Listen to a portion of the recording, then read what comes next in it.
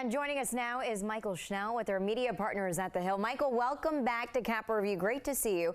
So far, this investigation has yet to turn up an indictment. Trump comes out last weekend with this headline-grabbing announcement calling for protests. How did he control the narrative, and did it work out in his favor?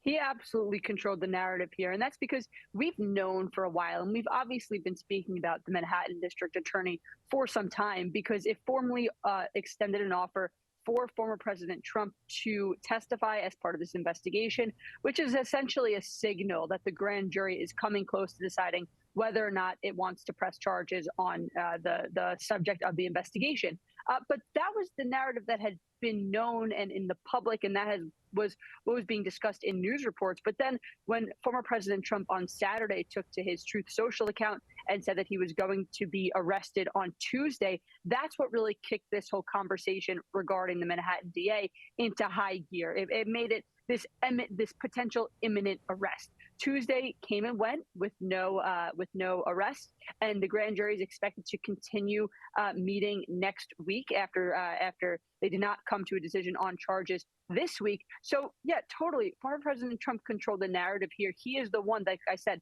who kicked this conversation into high gear and who made this an imminent issue. And again, this week came and went, or Tuesday rather, came and went with no charges from the Manhattan DA. So, of course, a lot of reaction from Capitol Hill on this. What are some of the things you're hearing from both sides? Are people worried? Are they shocked? Are they just laughing about it? What's the sense that you're getting? Sure. So Republicans have largely been going after Alvin Bragg, who is the Manhattan District Attorney, been arguing that he is a Soros-funded prosecutor. That dates back to a super PAC that supported Alvin Bragg for district attorney, had received donations from billionaire mega donor George Soros, who has sort of become a boogeyman among the right. So they've been really zeroing in on Alvin Bragg. But we also saw some investigatory action from these House committees this week that are led by Republicans. Back on Monday night, the chairman of the Judiciary Committee, the House Administration Committee, and the House Oversight Committee sent a letter to Alvin Bragg asking that he testify about his investigation as soon as possible, and also requesting that Alvin Bragg pass along documents and communications related to its probe.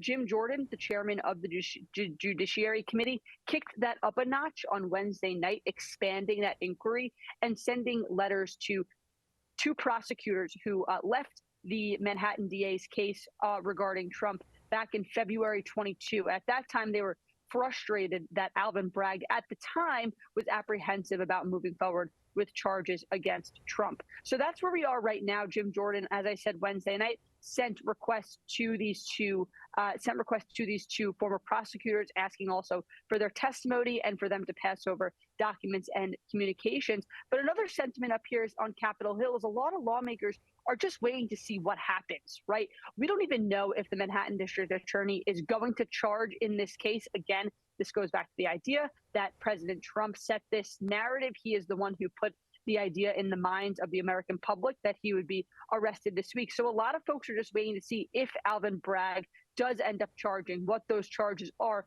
before making official comments on this. Yeah, so a lot to watch here. And also, Florida Governor Ron DeSantis, who could run for president in 2024, he took shots at Trump. Is this the beginning of what we'll see leading up to 2024?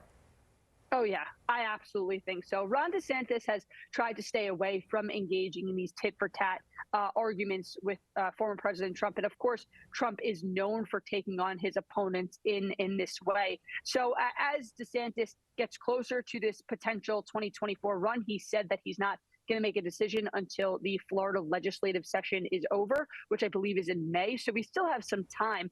But again, he has been doing more media. He was on a book tour, traveling to some early primary and caucus states, really sounding like a candidate, looking like a candidate, but he has not actually announced. I think that as we continue to see this behavior and rhetoric from Ron DeSantis, Trump will rev up his attacks and his conversation about DeSantis, and DeSantis may be goaded into responding here and there as this sort of back and forth continues, and as he inches closer to potentially jumping in the race.